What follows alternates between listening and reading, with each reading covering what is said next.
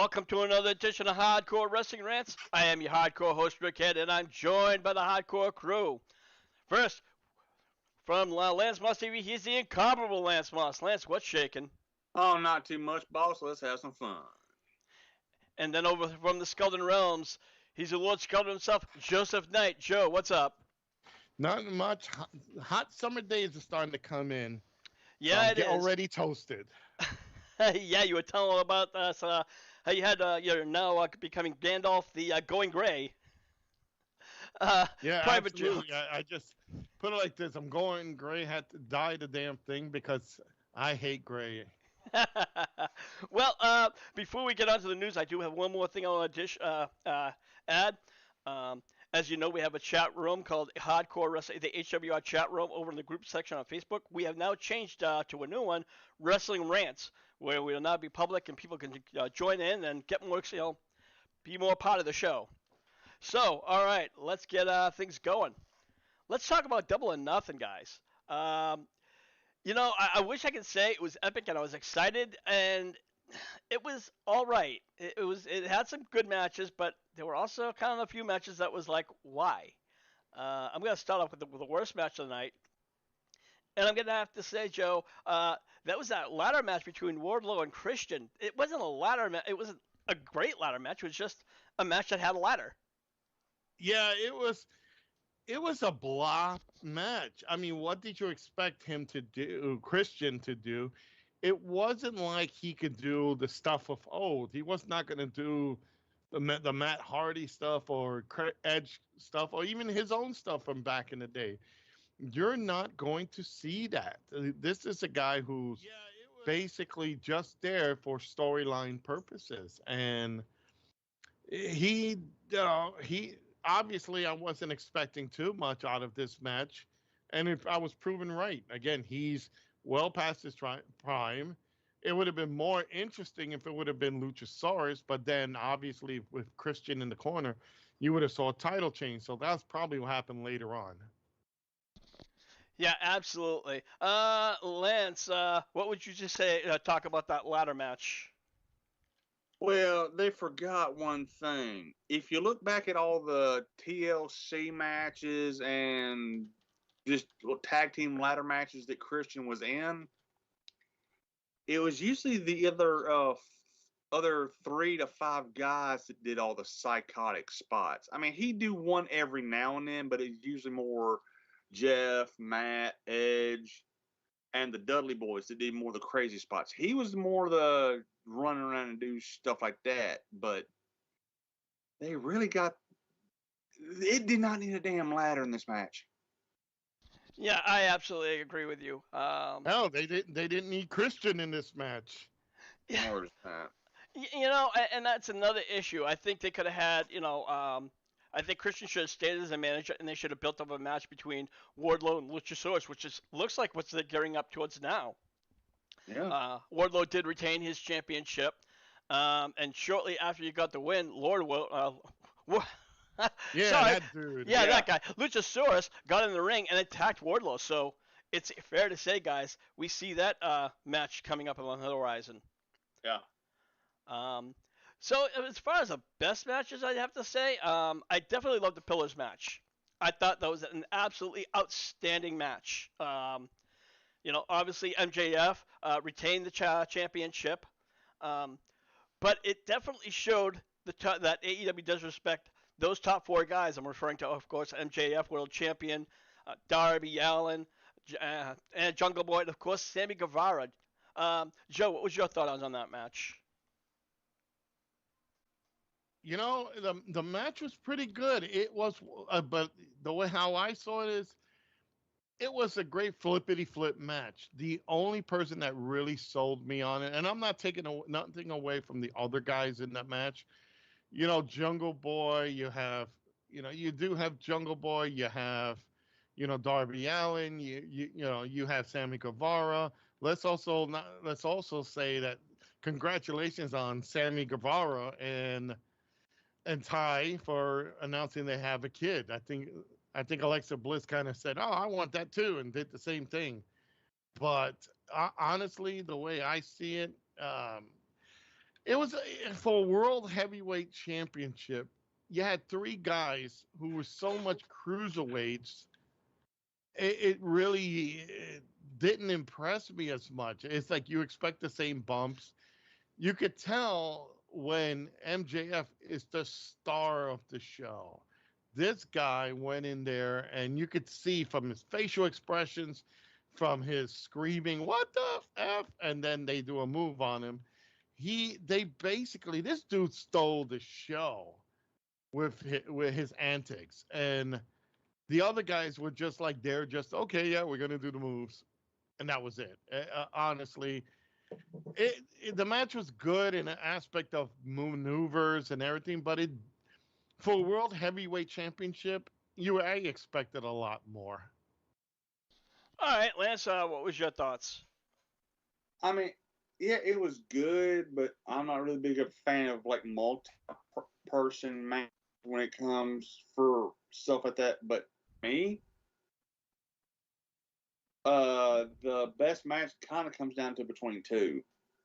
Either the non-sanctioned match. Now, granted, it got a little wonky there at the beginning with Sabu just diving onto somebody on a table, but and also the tag titles. Yeah, and the tag titles, that was another good match. But Yeah, that would have to be my pick because FTR did a hell of a job against, you know, past his prime Jarrett and Jay Lethal, who is always a great worker. all right. And I have to say another personal favorite of the match. Probably not a lot of favorites. Was Anarchy in the Arena, and it was the Elite Yeah. versus the Blackpool Combat Club. And Did you just say Black Glue Combat Club? Pool Yes, Combat Club. Open your ears. Okay. Black Combat Club. Just making sure. Blackpool. Cute show. And that was just an insane match. Joe, what was your thoughts on that one? It first of all, over at the YouTube channel, let me just say this: it's Terry 3Gs. He says, "Hello and welcome to all on the panel and rolling in." Hey Terry, make sure you guys check us out on the YouTube channel, HWR Hardcore Wrestling Rants on YouTube. It didn't. That match didn't really impress me. It just it's a John Moxley all over again. It wasn't really anything to call home about. It's like, let's bleed buckets, but it also denies the fans a lot because these guys are spread all over, and unless you're paying attention to the monitor, it's. I really don't like these kind of matches because they're all over the place. It's hard to keep track. If something good happens, you got to hope that they can catch it on time. But overall, it really wasn't for, I don't know, it's just one of those things that you just go, man, yeah, I don't know, it just, you see John Moxley bleed once, you see him bleed 1,000 more times. He just had everybody else following suit. And, it just wasn't fun. It just wasn't interesting enough. So, I don't know, for me, I just looked at it and said, nah, something, it was just another Moxley match with everybody else thrown in, and it was just, I don't know, if they would have done something different in the ring and keep it there where we can all see maybe around the ring, it would have been fine. Me personally. All right. Lance, what was your thoughts on that last match of the Blackpool Combat Club? Well, I mean, it's as the name says, it's total anarchy. But something I heard about in the media scrum, and this is something newsworthy. In that whole match, Moxley was the only one that wasn't bleeding. No, he was bleeding. Yeah, he was bleeding. I don't know. If you look, he was. Tony If Khan you got look, that wrong then. Yeah, if you look, he was the first one busted wide open. Yeah. Now, obviously, Blackpool Combat Club got the win for this one, and that was with the hands of course, Don Callis. But the shock of the night, for the match was Kenosha Take a Shitta. Take Shitta. I always say Take a Shitta because that's what I see.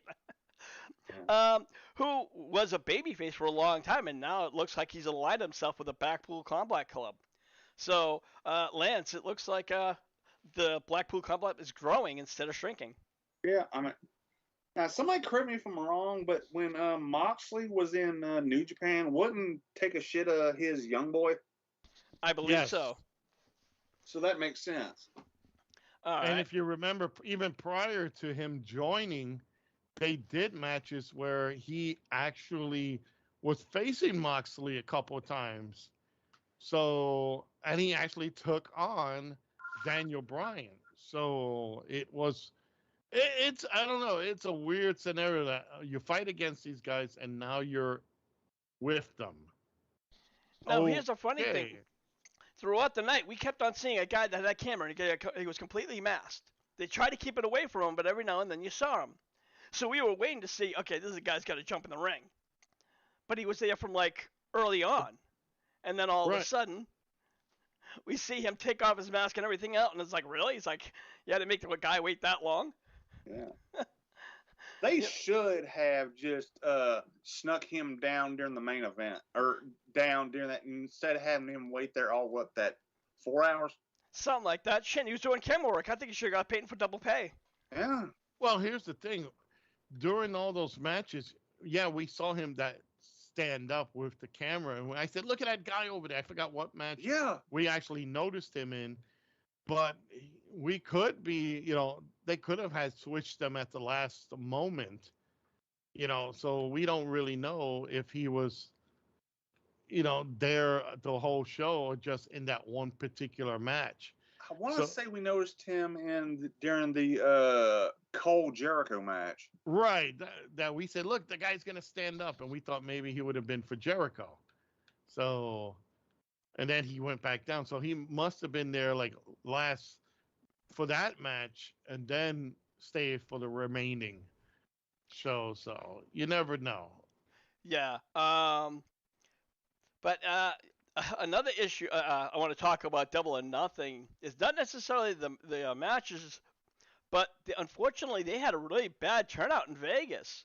From what I saw, I showed a few pictures of stills of fans, and there were empty seats. Whole areas just were completely empty. And then we heard about the rumors about the fry. Somebody can get AEW tickets if you sell burgers and fries.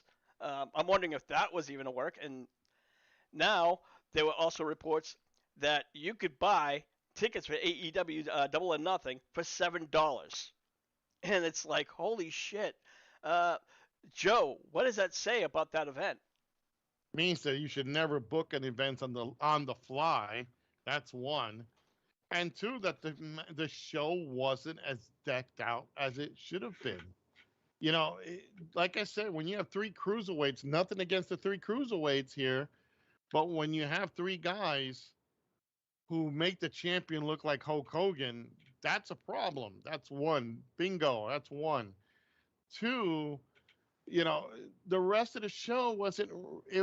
We even said it for an AEW show. It was kind of lackluster. It really wasn't anything that we could say, yeah, we're going to go home with this about it. Just looks like an overplayed, Dynamite and Rampage put together.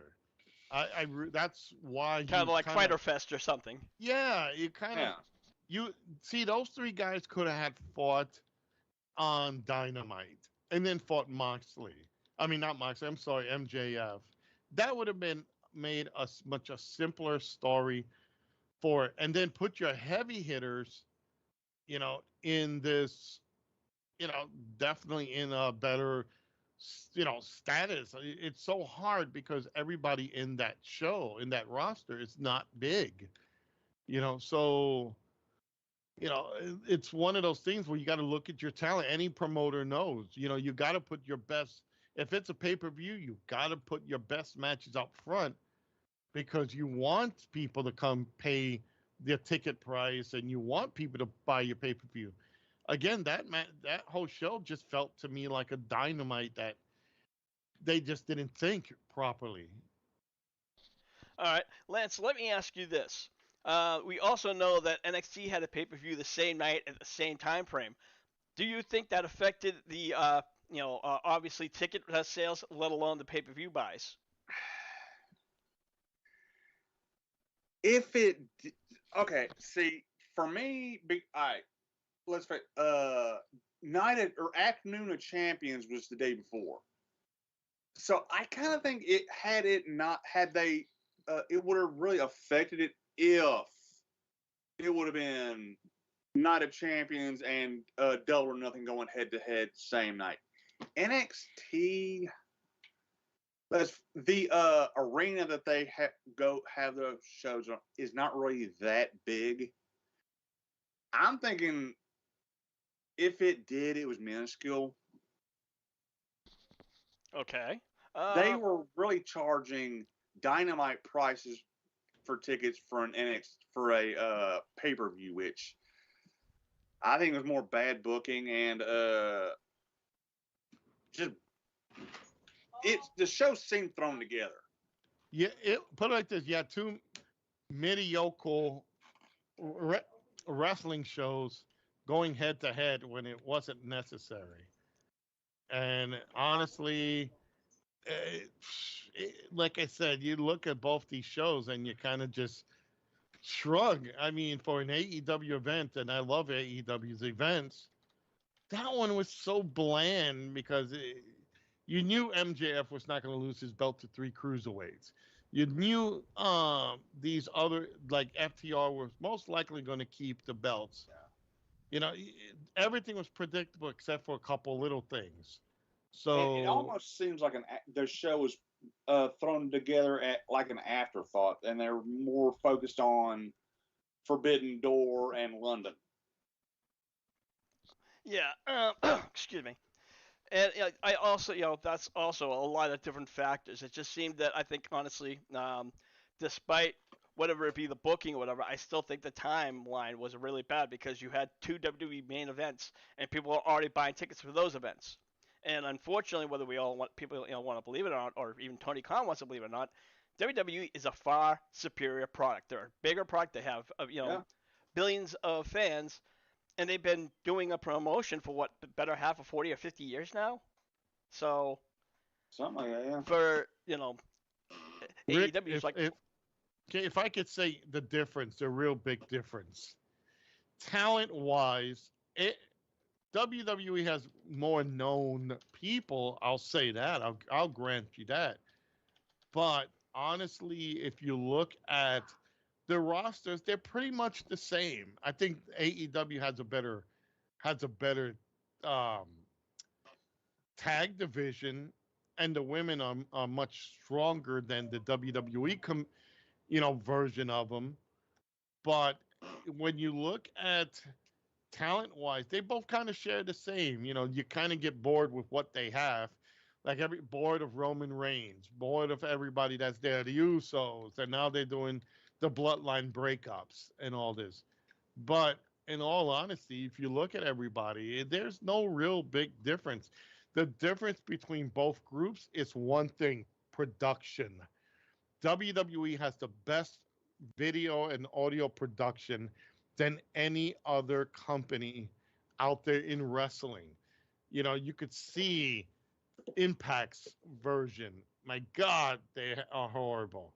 You can look at AEW's. While AEW has a great, has a good, let me just say that, has a good production staff, they just don't cut it as much as a WWE product. WWE's product is so damn hyped that you look at it, they know how to sell it to the fans. I think overall that's what separates the two companies. It's just their production, not anything else. all right. Let's talk about Chris Statlander, who's a new TBS champion, and pretty much I'd have to say, out of everything, that was the shock of the entire show. Jade Cargill had defeated Taya Valkyrie, which we all thought, I think that we all picked that Taya was going to win because it was time for Jade to step down as champion. But then, of course, Jade Cargill is what I call. She did. She had to pull the the macho, not the macho man. I'm sorry, the honky tonk man stunt, where she had to be in the middle of the ring. I can beat everybody. I'll challenge anybody in the back. And who comes out but Chris Statlander, and she beat her in a matter of minutes, guys. And I'm got to say I was pleasantly surprised, and I think Chris Statlander honestly deserves a championship. Joe, your thoughts on that? That was the real shocker. But you know what was funny as hell? When you're making these big matches, and there's Tyra Valkyrie, like putting her heart and soul into it. And at the end of the match, it's like, okay, you're beaten, you roll out of the ring, and you're hanging in the side of the ring. They make this SummerSlam '88 repeat, and here comes Stratlander, and she comes out and gets the win. If I was kind of Tyra Valkyrie, I would be kind of like a little pissed. I'm like, damn, all this, and they didn't even give it to me at least for once. Honestly, nobody's expected to win matches, and you're known in advance that you're not going to win or lose. So, yeah, I kind of saw this as while I'm happy that Statlander finally got her due and the belt is finally moved around, I'm happy because now Jade Cargill can actually now go on to the bigger prize, which is the world women's title. So now being held by someone else. Yeah, absolutely. We are going to talk about that in a minute. Um, Now, Lance, your thoughts on Statlander getting the win? Well, I had heard because I was talking to James from the Big Easy, and he had told me he had heard a rumor that Chris Statlander was going to win it, but that was a while ago. I was like, it was going to be a while before she comes back. Boy, was I fucking wrong. Yeah, no kidding. And again, Terry 3G popped on and he said, "This is awesome. It was an awesome moment. Was very happy for Chris Statlander. Absolutely." Um, Now, as far as Jade Cargill goes, everybody, right now, unfortunately, she's going to be out for a while. I'm not sure if she's injured or anything. She just said that she's taking some time off after the loss from Double or Nothing. So, Joe, I think honestly, sometimes leaving after a huge loss and then making that strong comeback is always the way to go. Or do you think she should just continue on while the iron's hot? No, no. Now it's a time for her to sit back, get that get that rest that she needs. Look, kind of invest herself in movies and whatnot. Now she's got that freedom. She can actually go out now, and you know she's got the it factor. She can go in there now, and she can start seeing who will be interested in putting her like in a commercial, TV show, or movie. She's got it. We've seen her use the gimmicks. So when she comes to the ring, she'll wear a different outfit or cartoon, or we got to see her do a cool entrance. So honestly, I would say it's a very cool thing for her to just now take this opportunity to move forward. Let's see her do something else, and maybe this will be a great time to break for her, and then let the world women's title simmer down. Let that story a little bit play out, and then she makes that return, and she's the one that challenges for the women's title. So that TBS title is now gone. It's done. Now she can finally move on to the bigger picture. And I think if she got that opportunity at the bigger belt, I think it'll be so much better for her because now you can really do stuff. So well, you know what? Let's see what happens. But I think right now, taking a break, getting away, kind of rest up the body, and then come back stronger. Maybe after channeling herself out, seeing what she can offer, and then coming back. I think AEW will probably appreciate her greatly for doing that, and the fans will definitely love her coming back. All right. Now, Lance, what's your thoughts on Jade Cargill? Jade Cargill's taking her time away. Well, okay, since we're all saying she's probably heading up to the upper tier of the women's roster for the women's title, it's probably a good thing because she need to, I don't know, tweak her, reinvent her gimmick just a little bit because she's going from one tier to another. And you know what? Get a little bit more training in, rest up. This can't be a bad thing. Yeah, absolutely. And like I said, I'm a fan of Jade Cargill, and I do hope to see her back very soon. So, moving along, uh, over this past Sunday, Double or Nothing, Jamie Hayter dropped the AEW Women's Champion to Toni Storm. Um, Apparently, she has been dealing with back issues for several weeks, and AEW, everybody in the roster, applauded her for gutting it out in Double or Nothing because they didn't want another vacate title an interim women's title, so to speak, which has always been Tony Khan's thing. Lance, your thoughts? Well, I'll put it like this: the Toni Storm said it best in the scrum afterwards. The interim thing, in her opinion, was bullshit. So, awesome. Yeah, I hope Jamie Hayter gets better. And hey, got Toni Storm's a good champion too. So, let's see how this goes. All right, Joe, your thoughts on Jamie Hayter deciding to gut it out with all the back issues, despite rather than just taking the easy road and dropping the title. Oh, come on. That's just a storyline. They wanted to give it to the $2 hooker and the rest of her outcast. Let's face it, when you got pornographic Soraya, the slutty Soraya, you've got Ruby, I used my face to stop train, Soho, and you got the $2 hooker and Toni Storm. It's, obviously for heat, they wanted to give her that belt because the other two couldn't cut it. So I'm sure this is going to be a short reign. She'll get wins over Jamie Hayter and probably Britt Baker until Jade Cargill comes back. So honestly, this is just one of those things where we have to deal with the worn outcast just for this one, for the time being. So, Well, I'm not sure about if her injury is fake. I think back injuries are nothing to laugh at, and I mean, you know, I've seen reports that it's legit. yeah. I would have been a lot happier if Saraya would have broke her neck. So maybe too bad they weren't in the plane ride of hell. It would have spared all of us some expense. Well, I do have to say, I mean, I am a fan of Toni Storm. I really don't like the whole outcast gimmick right now. I kind of, as a heel, to me, it's just not selling. But when she came over as a babyface, when she won the Interims Women's Championship, which again, I think that was a bad beat for her, I was really excited. So, but hopefully, we will see, we'll see Hayter return sooner than later. So, Idea. yep. Could we see her be back by All In? What date's All In? August something? August? That's a few months. It's a possibility, depending on the severity. It's in London. Imagine that fucking pop. Yeah, exactly. I want to go over to check out some of the chats, comments from the guys.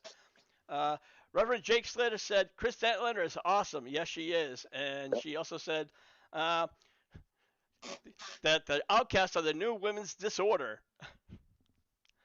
And lastly, Terry said, they should have called them PMS. Yeah. Because you don't want to see them during that time.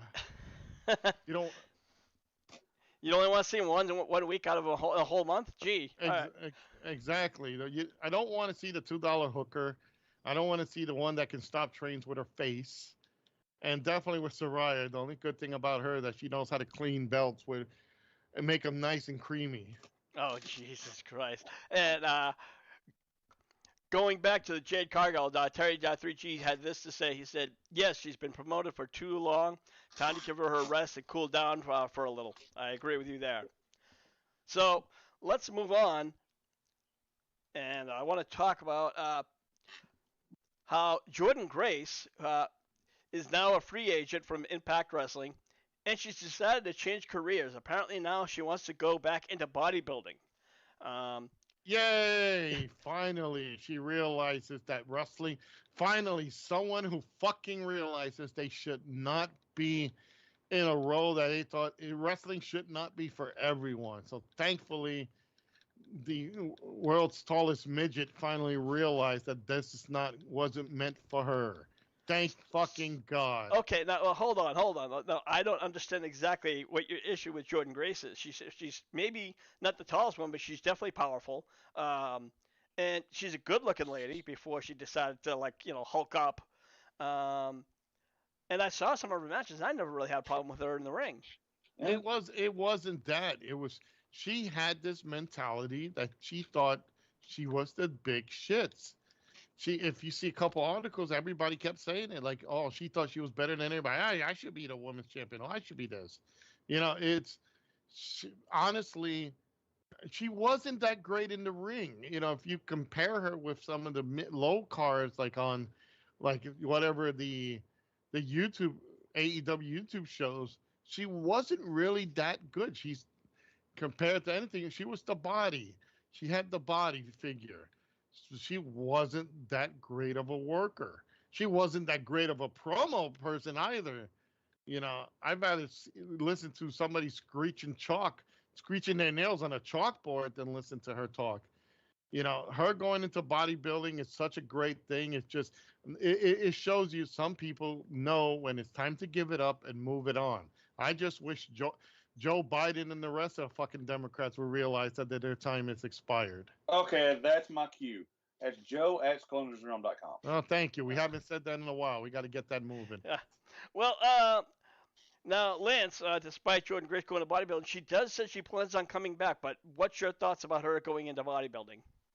Well, I mean, that's one thing she's always had a passion for. God bless her. I mean, she's a good-looking woman. Now, when she starts cutting weight and stuff for those, for me personally, it gets too fucking much. But as long as her husband's cool with it, God bless her. Yeah, again, like I said, I saw some of her first pictures that she showed, and I'm like, oh. Yeah, it's a bit much. No, that's way too fucking much. I mean, any bodybuilder, I think it's just absolutely gross. Yeah, they may be strong and muscular, but it just looks like all the skin and all the fat sucked out of them, and all they have are these muscles, and it's just like veins are popping out anywhere, and it's like, oh my god, They are basically, beef jerky has more water in it than they do when they're doing the. No, I'm well said though. I mean, I've seen like Pumping Iron, the Arnold Schwarzenegger documentary you can see on YouTube, and some of these others. That is their when they are competition day is when they are the most unhealthy. It's bad because it's like, well, at least if you put her in a race with a transgender, there won't be a problem. One of them gonna win. Oh, so, Jesus that's Christ! Fair competition there. That's fair competition there.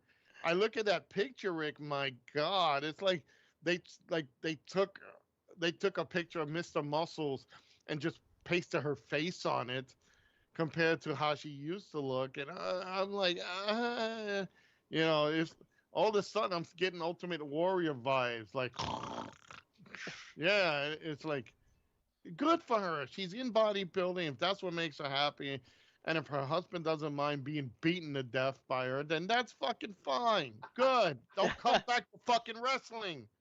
Well, 33G said, she's has a better build than the other woman who's bulked up in wrestling, and she had to agree with Joe that when it came to wrestling, she wasn't shitty, but she wasn't exactly amazing. So, but either way, I really do wish the best for her. So, we're gonna move. She looks like she can compete now with Nia Jackson or Nia Rose in the same department. Oh, Jesus Christ! Damn. All right. Hey, we needed to get this out of the way. I haven't been that bad. Now I had to just turn it up a bit this week. Okay, well, I want to talk about Will Ospreay. Now, we know that he's recovering from an injury, but he has shown interest that he wants to work for the WWE. He even stated that his dream match would be with WWE World Champion Seth Rollins. The only thing is, Will Ospreay made it very absolutely clear under no terms will he live in the U.S. Now, Joe, that's to me it sounds like almost impossible for a full-time WWE wrestler to live in another country. Yeah, fuck. It's like being Bret Hart. I only want to wrestle in Canada. You know, it, no. If you want to wrestle the elite, the best, you gotta go to the country that they're more prominent in. If you don't like it, then stay in your rinky-dink country where you're gonna be in the indie circuits rest of your life. I'm sure he wrestled in Japan. I don't know where exactly home is He for wrestled him. for New He's in Japan New Pro Japan. Wrestling. Right. So he had to travel there. I think he said not the U.S. I didn't think he. Oh shit! There's a lot of people I wish will leave the U.S. But you know, this is where the money. Unfortunately, this is where the money is made. This is where wrestling is more prominent than anything. Sure, there's companies like New Japan has a company, obviously, but let's face it. If you're an indie wrestler, or you're a wrestler, period, this is where you want to go. So Yeah, and you can't complain. Say you want to have some of the elite matches and then only work a certain thing. That's ridiculous. yeah. Now we also know that Aussie Open, who was a part of Will Ospreay's faction, they're now signed with AEW. And I would have thought, considering that Ospreay has worked with the AEW previous to Forbidden Door, that he would have been on board with going to AEW. But Lance, it looks like he's just looking for the big star. Yeah, I mean, well, under Vinnie Mac running management WWE, I don't see it happening. With him being able to live not here with WWE. Now, say he goes to AEW. Now I know he might be able to pull like an arrangement like Pac has, because Pac lives in the UK. But I don't see him being able to do that with WWE at this time. Yeah, I have to agree. And unfortunately, even with Pac, who's a phenomenal wrestler, and I loved him in WWE, and I loved him even more in AEW because they kind of showed him more of his grit, true grit. Yeah.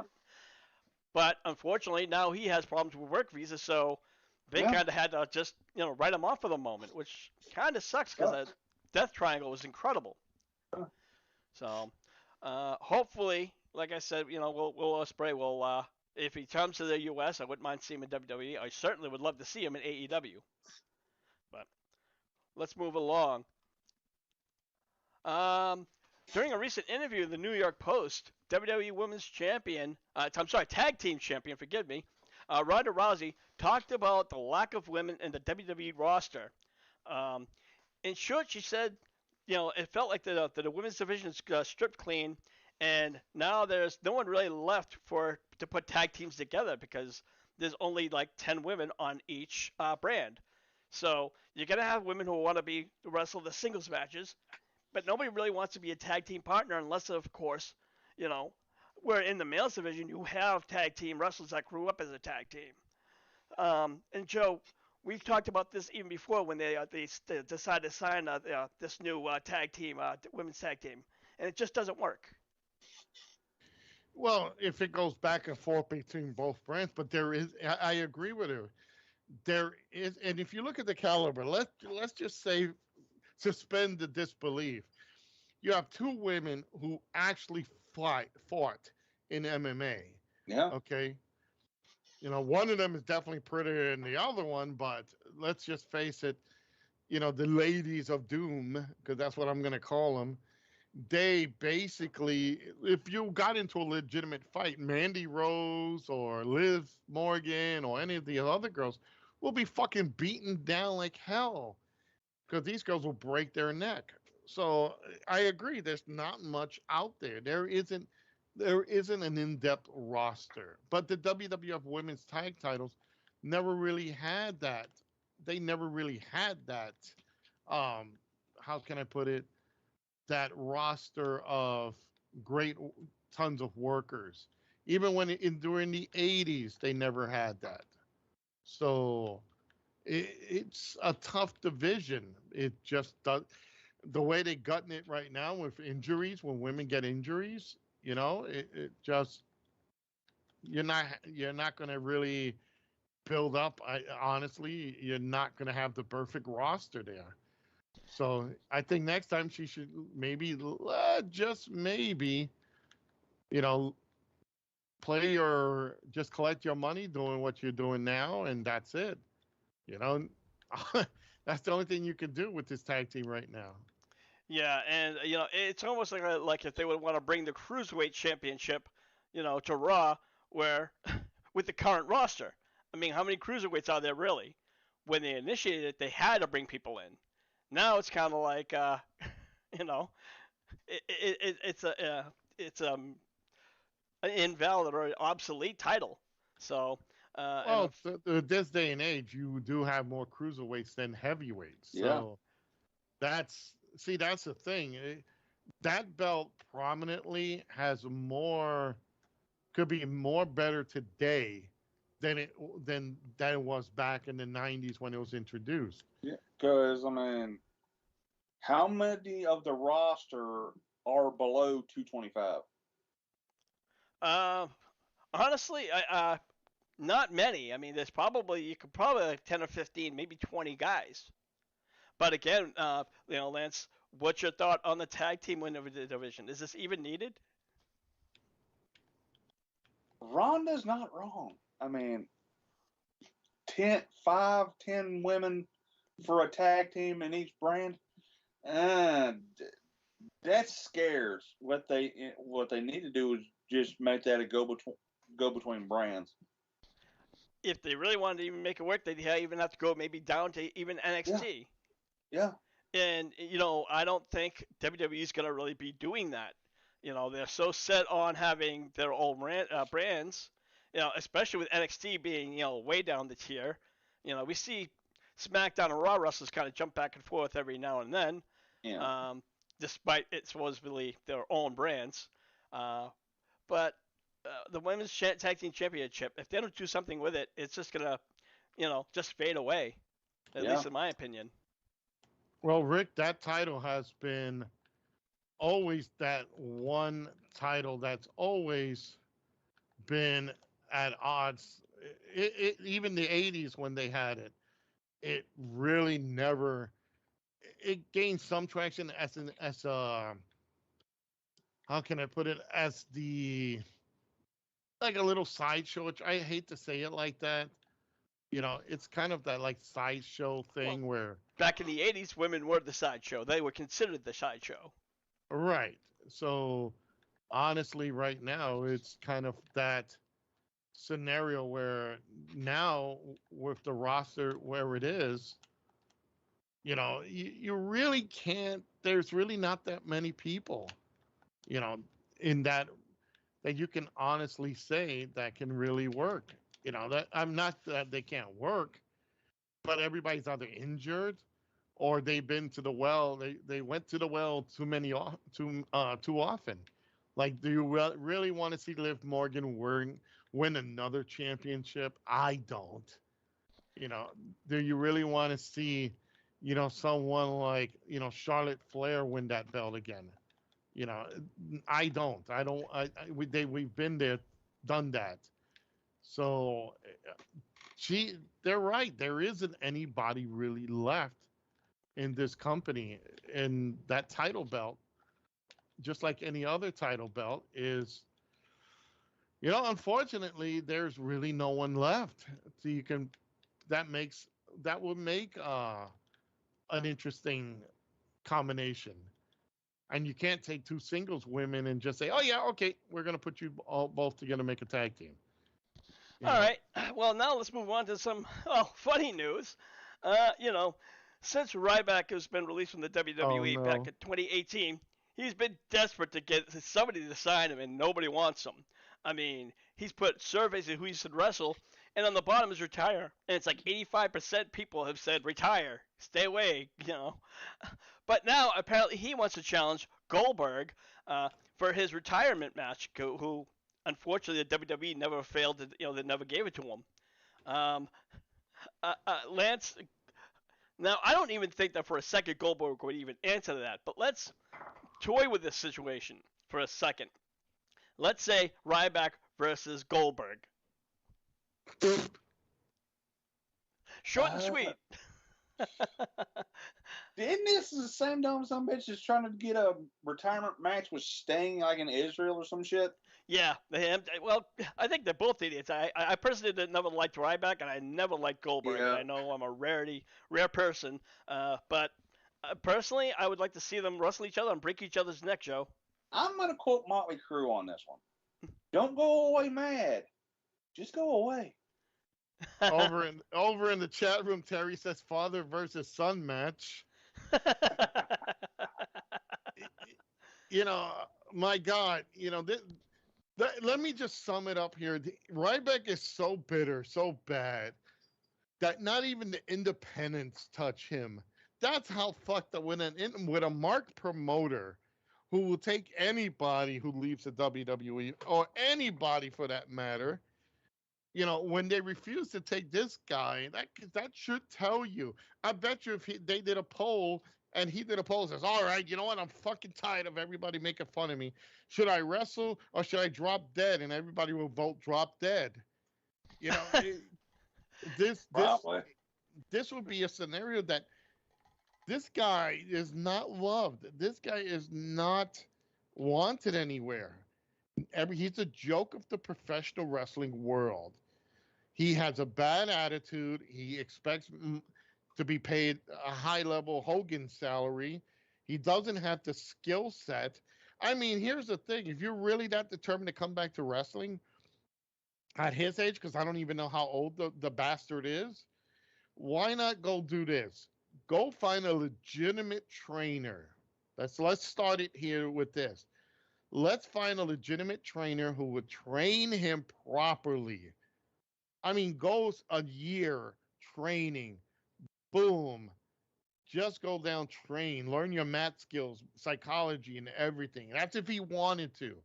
All right. Number 2, put a mask on himself, cover his body, hire a mouthpiece, and say he's from another country and can't speak the language. He can understand the English language, but he can't repeat it. Let him do some independent work. Let him build a good repertoire, a good reputation. And then when they scout him out, say, guys, it was me. They'll probably fire him then. But honestly, if he was that serious, there's only one way. If Ryback came to me and said, hey, how the hell can I get into wrestling? I said, don't. There's a McDonald's down the street. You could probably do better there. And I doubt it because they wouldn't even want him. Best thing I would say, Rick, is just train, come under a different name, or just fucking retire. That's it. Okay, in the chat room we have Jake Slayer who said, I didn't know Ryback was even still alive. And this is still the dumb son of a bitch that wanted John Cena money. Yes. Yeah, so, and again, Ryback was never that great. He had that little winning streak for a while, but after that, it was like, I think the closest thing he ever came to glory was winning the IC Championship, and he more held it than really defended it. Did he beat Big E for that? Or who was it that he defeated? I don't even remember. Punk? It's been so long. That's how memorable this guy is. Yeah. So. Here's something for you. I'd rather watch matches of Bill and Randy Mulkey than watch Ryback matches. I'd rather go back to watching replays of Glow. Okay. There you go. The original, mind you, the 80s version. Yeah, absolutely. So that's pretty much all of our major headlines. I want to talk real quick about Alexa Bliss being pregnant. The world has now,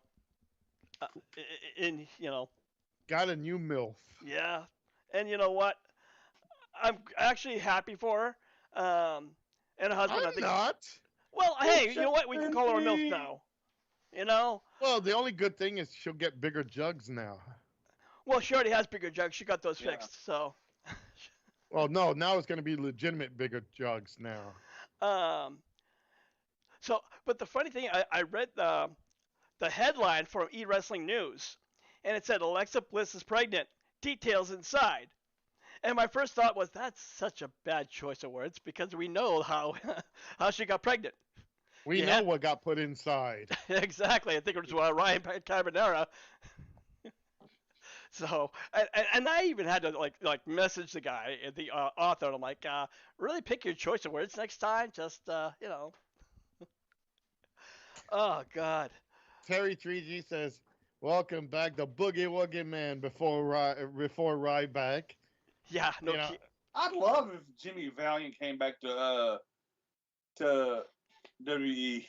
oh God, no! I'd rather have Johnny V than him. But and I met Boogie Woogie Man at his when he was in his prime. I got a beautiful autograph from him. I'll never forget it. But he was like, "It's a Boogie Woogie Man," and he didn't lose a step. Hell no. Even today. So you know what, Rick? In this year, we've got two major MILFs, and Terry 3D's posted that Alexa Bliss and Ty Conte. Yeah. Oh yeah, man. That's a three-way I'd love to have. You know, I'm waiting for the announcement to come out that Andrade got pregnant from Charlotte. All right. One last piece of news we got. What? Pete, That he is pregnant by Charlotte? I We haven't gotten that found confirmed. Captain Winky. You know, that's Dave Meltzer kind of released that, but he hasn't confirmed it yet. So, PWI Insider confirmed that Braun Strowman has suffered a concussion last month, and it's not clear on how long Strowman's going to be out of action. Lance, concussions are not a thing to to toy with. You know, we hear about neck injuries, but concussions are pretty much just as dangerous. Yeah, and let's face it, that's a big man, and he falls hard. So, yeah, he definitely needs to take care of himself. Yeah, absolutely. We also know that Adam Cole, I think he was out for the better half of a year, Joe, due to a concussion. Yeah. Yeah, concussions are not funny. If you suffer from one, if you got injured and you suffer from one, you're out for a good time because concussions are not something you rush back. You could suffer more than just a concussion is scary, but that can lead to brain damage. That can lead to other issues in your body that you would not know until years later. So, you know, for a big man who also had other injuries to come back, and then all of a sudden now get this concussion, he's off the shelf again. You know, that doesn't help his career at all.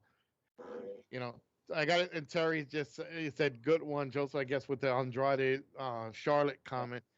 Thank you. I like to please my audience. You're a wonderful audience. Thank you very much. You're a wonderful audience. Maybe Lance could do it better than me. Here's the thing about concussions. The more concussions you have, the easier it is for you to get a concussion. Yes. Yeah, absolutely. And the more severe it becomes each time. So. Either way, I really do hope that Braun Strowman has a speedy recovery and a safe recovery, of course. But right now, I think that's pretty much it for this edition of Hardcore Wrestling Rants. I want to thank. Wait a minute, Rick. There was one other article that was going around too. Since Little Miss Bliss got straddled down, and she's now on the shelf or in the pregnancy ward.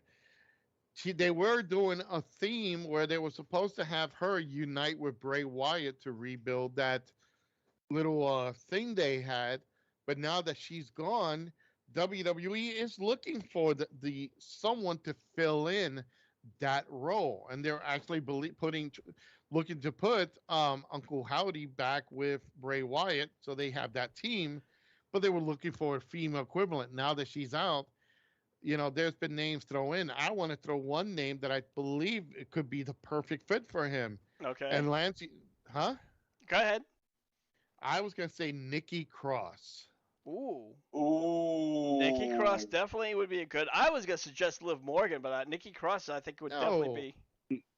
Yeah, We've already seen crying Lizzie Morgan. No, I want to give but somebody else an also opportunity. Liv's fucked right now. Ah, We well, we can Like only she's hope. severely hurt. but now we're talking about Bray Wyatt, and Bray Wyatt's still out with this mysterious illness. We don't know what the fuck it is. You know, uh, Maybe he caught something from Charlotte. I don't know That's what what he did. happens when you drop the soap in the bathroom with her. And Red Jake Slayer talked about concussions. He says, if I get another concussion, I could probably file for disability. um, but I don't see anything happening with the Wyatt family or Bray Wyatt until he makes a solid return.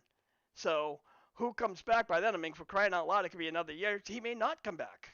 You know, right now it is so up in the air, and that's like right now, one of wrestling's biggest mysteries at this point.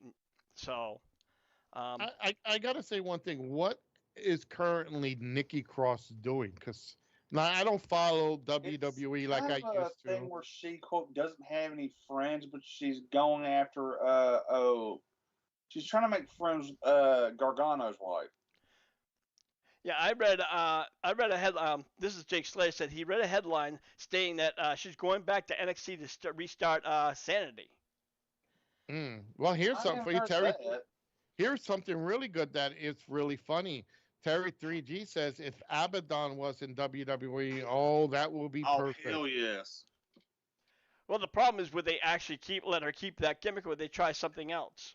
You know, No. that's always a thing with WWE. You're not always going to get that gimmick. That you Well, brought with you. I could see them transforming her into Sister Abigail.